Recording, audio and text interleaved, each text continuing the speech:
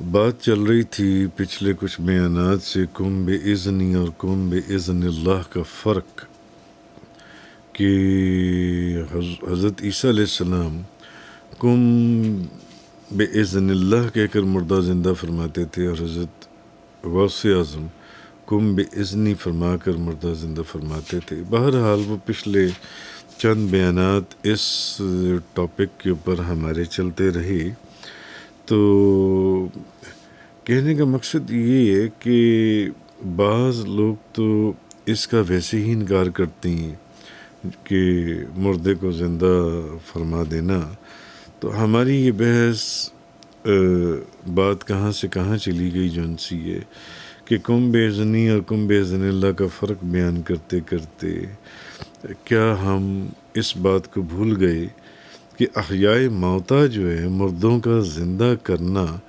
اس کی تصدیق تو خود قرآن کریم نے کی ہے۔ مردوں کو زندہ کرنے کی تصدیق خود قرآن نے کی ہے۔ تو اصل میں مردہ زندہ کرنے کا انکار، احیاء موتا کا انکار جو ہے، یہ نہ صرف جہالت ہے بلکہ اللہ کی بارگاہ میں ایسے ہی گستاخی اور بے ادبی ہے جیسے کوئی قرآن کریم میں بیان کردہ حضرت عزیر، حضرت ابراہیم، حضرت عیسیٰ یا حضرت ذوالکفل وغیرہ کے واقعات کا انکار کرے، جن واقعات کا ذکر خود قرآن کے اندر آیا ہے۔ حضرت عزیر والے واقعے میں اگر آپ غور کریں تو قرآن پاک نے 100 سال کے بعد زندہ ہونے کا ذکر فرمایا۔ 100 سال کے بعد حضرت عزیر والے واقعے کو جو قرآن بیان کر رہا ہے کہ 100 سال کے بعد زندہ ہونے کا اس میں ذکر ہے قرآن کے اندر، جبکہ حضور غوث اعظم شیخ عبد القادر جیلانی کی دعا سے 12 سال کے بعد دلہا کا بارات سمیت زندہ ہو جانا ثابت ہے جن سے۔ تو 100 سال کے بعد ایک سوچنے کی بات ہے کہ 100 سال کے بعد زندہ ہونا یہ زیادہ تعجب خیز ہے یا 12 سال کے بعد؟ لہٰذا سوچنے کی بات یہ کہ جو خدا، جو کہ قرآن کہہ رہا ہے 100 سال کے بعد زندہ کر سکتا ہے، کیا وہ 12 سال کے بعد زندہ نہیں کر سکتا؟ جو دلہا 12 سال پہلے اپنی بارات کے ساتھ ڈوب گیا تھا، جس کو حضور غوث اعظم شیخ عبد القادر جیلانی کی دعا سے اللہ نے زندہ فرما دیا، تو جو خدا 100 سال کے بعد زندہ کر سکتا ہے، کیا وہ 12 سال کے بعد زندہ نہیں کر سکتا؟ جی، تو مگر 12 سال کے بعد زندہ کرنے والوں کا انکار کیا جاتا ہے اور 100 سال کا کوئی انکار نہیں کرتا، اس لیے کہ وہ قرآن کے اندر ہے، اس لیے اس کا انکار نہیں کرتے۔ ہاں، 12 سال کے بعد کیونکہ وہ واقعہ قرآن میں نہیں ہے، اس لیے اس کا انکار کیا جاتا ہے۔ لیکن عقل کی بات ہے، سوچ کی بات ہے، سمجھ کی بات ہے کہ جو خدا 100 سال کے بعد زندہ کر سکتا ہے وہ 12 سال کے بعد بھی زندہ کر سکتا ہے، اور 100 سال کے بعد زندہ کرنا زیادہ تعجب خیز ہے نہ کہ 12 سال کے بعد جو ان سے۔ بہرحال اللہ کی شان ہے کہ جو کام وہ خود کر سکتا ہے، جو کام وہ خود بھی کر سکتا ہے، مگر وہ بعض اوقات محض اپنے بندوں کی، اپنے دوستوں کی شان بلند کرنے کے لیے وہی کام جو وہ خود بھی کر سکتا ہے وہ اپنے بندوں کے ذریعے کرواتا ہے اللہ تعالیٰ، تاکہ لوگوں پر ان نفوس قدسیہ کا مرتبہ اور شان واضح ہو جائے، لوگوں کو پتہ چل جائے کہ یہ نفوس قدسیہ کتنے پاک اور عظمت اور شان اور مرتبہ رکھتے ہیں۔ میں سورۃ البقرہ کی آیت نمبر 259 میں ہے کہ اللہ نے حضرت عزیر علیہ السلام کے تعجب پر، حیرانگی پر کہ خدا مردوں کو کیسے زندہ کرے گا، آپ سورہ بقرہ کی آیت نمبر 259 نکال لیں، اس کے اندر یہ سارا واقعہ تفصیل سے لکھا ہوا ہے، اس کی تفسیر آپ پڑھیں کہ حضرت عزیر علیہ السلام کے تعجب پر کہ خدا مردوں کو کیسے زندہ کرے گا، ان کا دراز گوش 100 سال کے بعد جس کی ہڈیاں تک سلامت نہیں رہی تھیں، اللہ تعالیٰ نے ان کے سامنے اس کو زندہ کر کے دکھا دیا. ان کے سامنے جس کی ہڈیاں تک سلامت نہیں رہی تھیں. تو جب حضرت عزیر علیہ السلام نے فرمایا کہ بے شک اللہ ہر چیز پر قادر ہے، کیونکہ حضرت عزیر علیہ السلام کو کے ذہن میں ایک بات آئی، ایک تعجب کیا کہ خدا مردوں کو کیسے زندہ کرے گا. تو 100 سال کے بعد، 100 سال گزرنے کے بعد ان کا دراز گوش اللہ نے، جس کی ہڈیاں تک نہ رہی تھیں، اللہ تعالیٰ نے ان کو دکھا دیا ان کے سامنے اس کو زندہ کر کے. تو آپ فرمانے لگے اللہ ہر چیز پر قادر ہے. اور پھر سورۃ البقرہ کی آیت نمبر 259 کے اندر حضرت عزیر علیہ السلام کا واقعہ بیان کرنے کے فوراً بعد اللہ نے حضرت ابراہیم علیہ السلام کا واقعہ بیان کیا، تاکہ کسی کو کوئی شک اور شبے کی گنجائش ہی نہ رہے کہ بندگان خدا میں سے کوئی کسی مردے کو زندہ کر ہی نہیں سکتا، تاکہ جو لوگ مردوں کے زندہ کیے جانے کا انکار کرتے ہیں ان کو یہ بات سمجھ میں آ جائے کہ اللہ نے اپنے بندوں کو یہ طاقت عطا فرمائی ہے. ان کے تعجب پر یا ان کی خواہش پر مردے کو زندہ کر دیا جاتا ہے. تو کہنے کا مطلب یہ ہے، اس کے بندے نبی ہوں یا ولی اپنی دعا یا ندا سے مردوں کو زندہ کر سکتے ہیں. ایک مرتبہ حضرت ابراہیم علیہ السلام، اب یہ حضرت عزیر علیہ السلام کے فوراً بعد اللہ تعالیٰ نے سورۃ البقرہ کے اندر حضرت ابراہیم علیہ السلام کا واقعہ بیان کیا. ایک مرتبہ حضرت ابراہیم سمندر کے قریب سے گزرے جہاں ایک ناش پڑی ہوئی تھی. جب سمندر کا پانی چڑھتا، سمندر کا پانی آگے آتا تو اس لاش یا اس ناش کا گوشت مچھلیاں کھاتی، اور جب پانی اترتا تو جنگلی جانور، درندے اور پرندے اس کا گوشت کھاتے.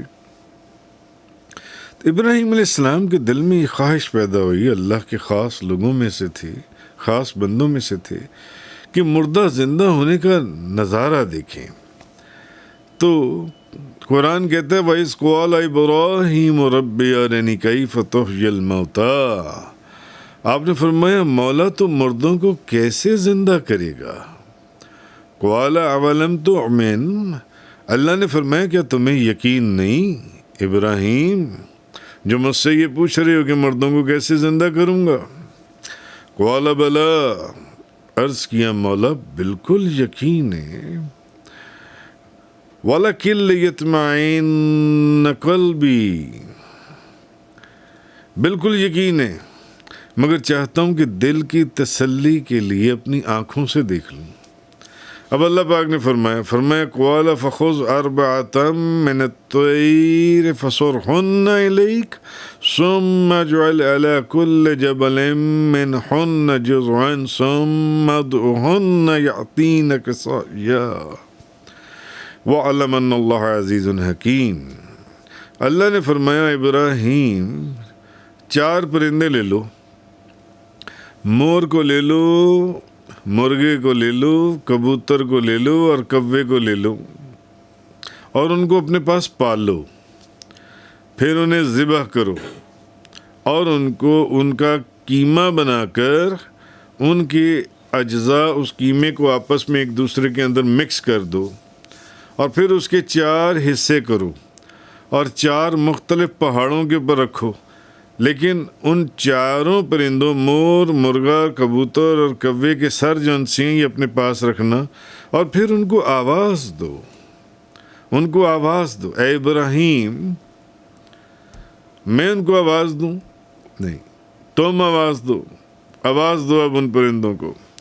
لہٰذا جب ابراہیم نے یہ سب کچھ، حضرت ابراہیم علیہ السلام نے یہ سب کچھ کرنے کے بعد ان کو آواز دی، تو قرآن پاک کی تفسیروں میں کیا لکھا ہے، ان کی اجزاء اکٹھے ہوئے، ان کے جسم ہوا میں تیار ہوئے اور اپنے اپنے سروں کے ساتھ جا کر لگ گئے اور وہ زندہ ہو گئے.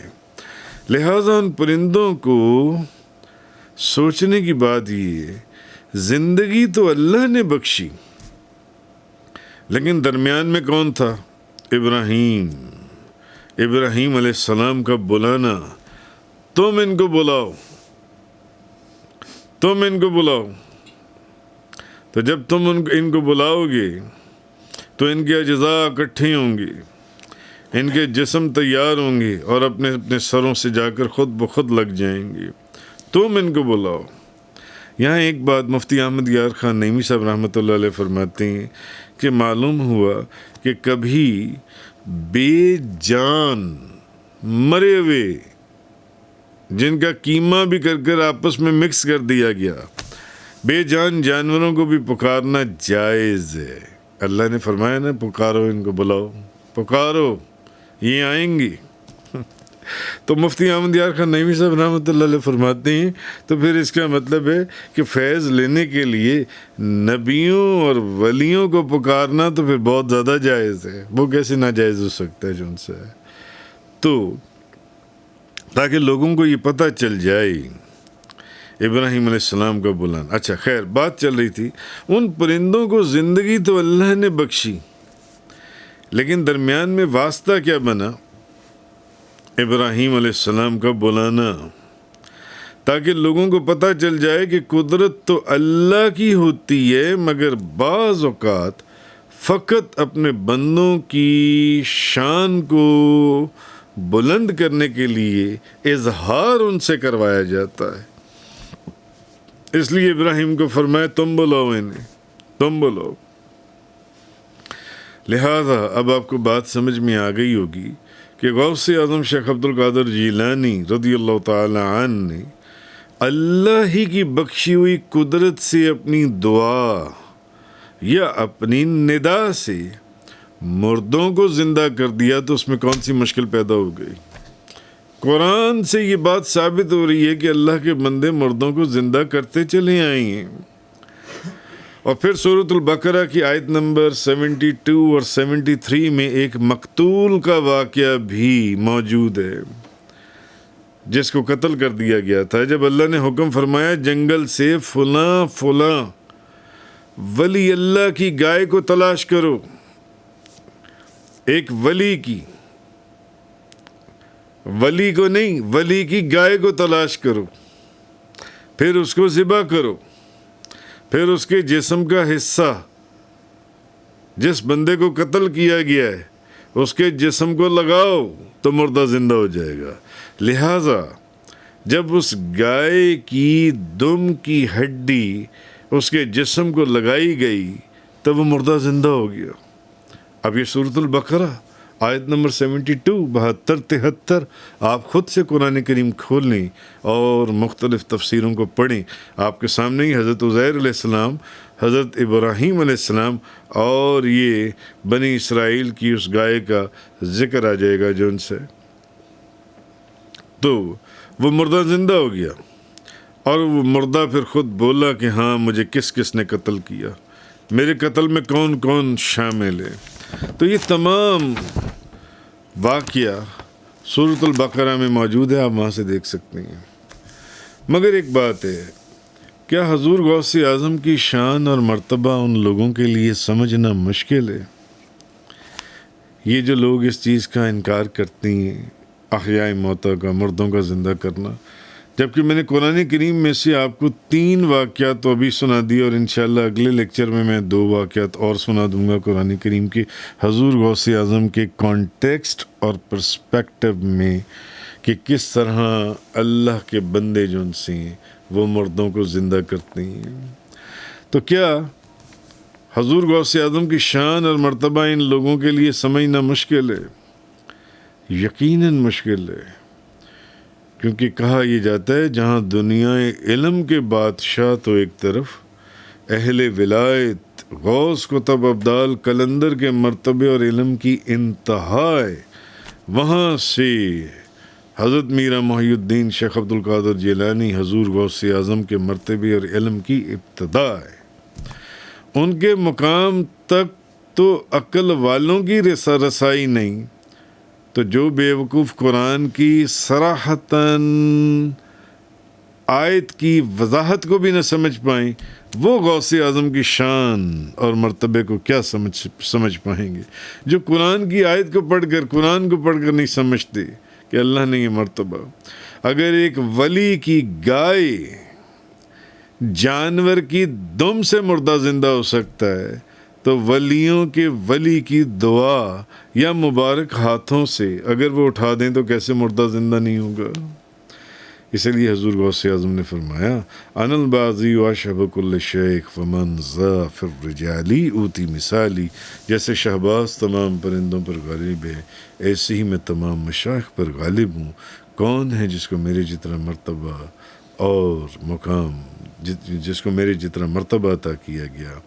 وَلَوْ أَلْقَيْتُ سِرِّي فَوْقَ مَيْتٍ لَقَامَ بِقُدْرَةِ الْمَوْلَى تَعَالِي، اگر میں اپنا راز یعنی طاقت مردے پر ڈال دوں تو وہ فوراً اللہ کی قدرت سے اٹھ کھڑا ہو۔